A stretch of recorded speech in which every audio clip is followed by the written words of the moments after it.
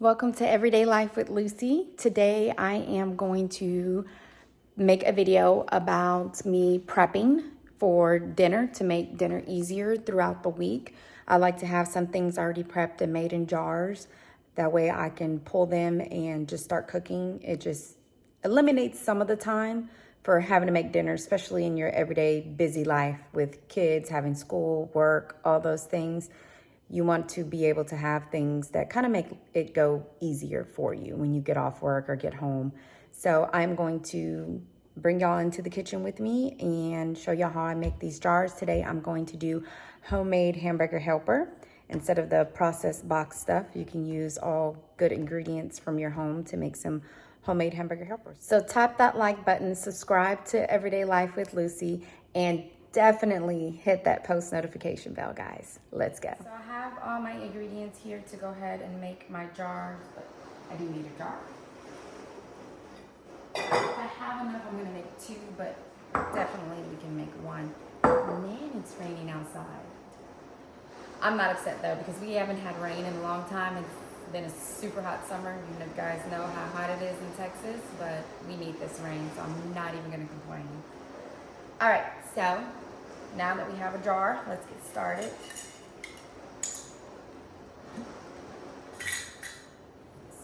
All right, let's get our shells in here.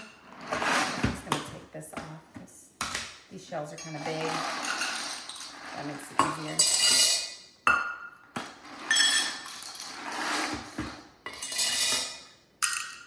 Okay, so my seasonings, I'm going to put 1 teaspoon of garlic, 1 teaspoon of onion powder, 1 teaspoon of smoked paprika, 2 teaspoons of smoked paprika, 1 teaspoon of my Celtic salt, and 1 teaspoon of arrowroot. If you don't have arrowroot, you can also use cornstarch. So one or the other, not both. I'm gonna use arrowroot in mine. I just took this out to show you guys, just in case you don't have arrowroot. If you have cornstarch, you can use that.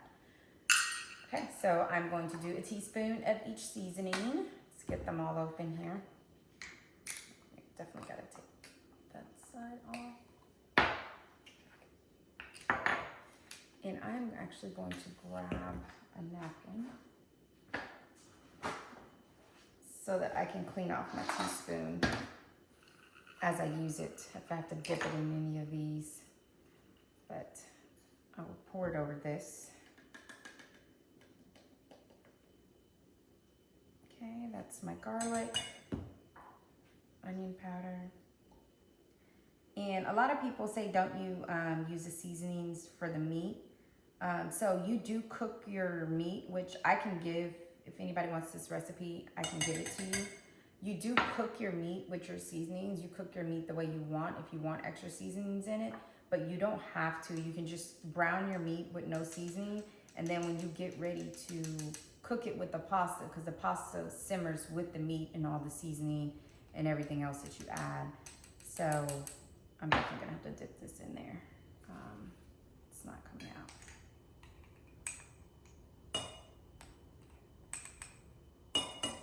So season your meat more if you want, but this is definitely more than enough seasoning for you not to need to season your meat when you cook it. Especially Celtic salt. I use pink Himalayan, but Celtic salt is the best one. It has way more minerals. Please, please, if you use that Morton's or whatever the name of it with the little girl with the umbrella or any of that refined salt, please stop. It is horrible for you, horrible. The Celtic salt and Himalayan salt is actually good for you. So I would definitely switch to these salts and stop using the other one. I'm going to clean this off again because I need to dip it in my arrowroot. Okay, and then we're gonna put another thing of pasta and then more seasoning.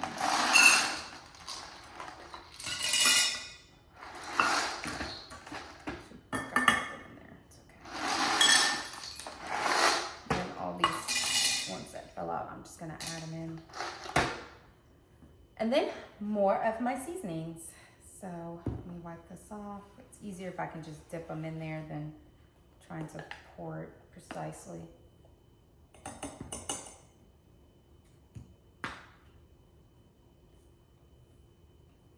Spoon's not gonna fit in there, so I definitely have to pour this one.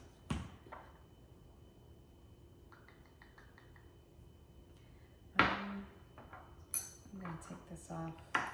It's just easier if I can do that, right? A little much.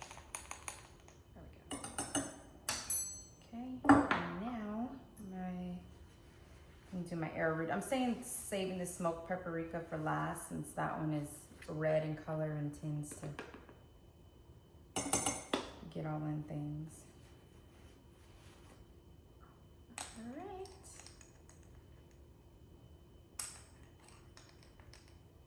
I don't know about you guys, but I love paprika, but smoked paprika is my favorites. I probably use smoked paprika in almost everything I cook. I love it. Okay, so as you can see, I made this big jar. I usually use the paint-sized jars. So I'm gonna go ahead and just keep going until I fill it up. So I'm gonna do another 1.5 cups of pasta. That should be filled up.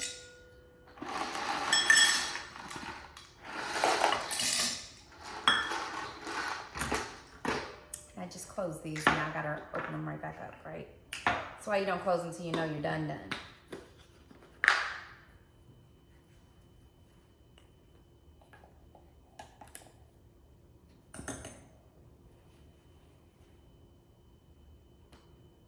And it's just 1 teaspoon of everything. Super easy to remember, except for the smoked paprika, you do 2 for every 1.5 cups of pasta. 1 teaspoon of every seasoning, and except for the paprika is 2.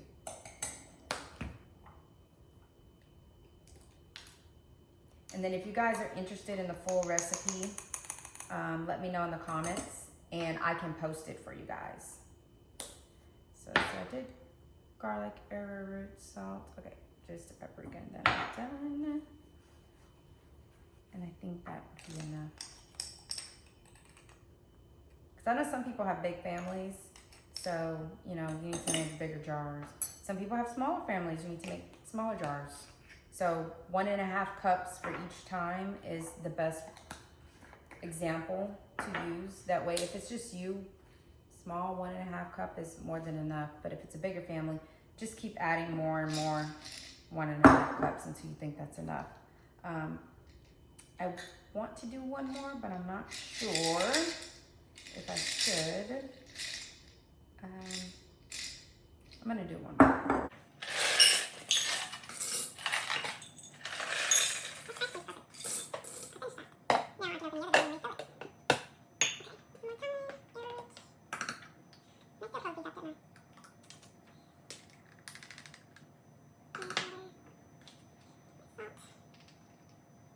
And these are just my measurements of what I like.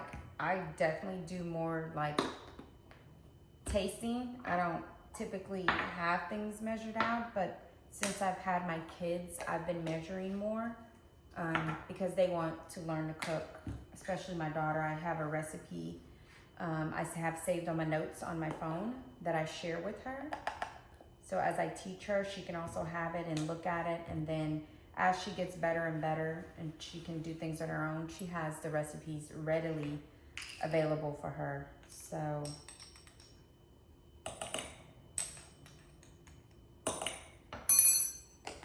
feel free to add something else, more or less of what you want, make it your own, but this will definitely get you started.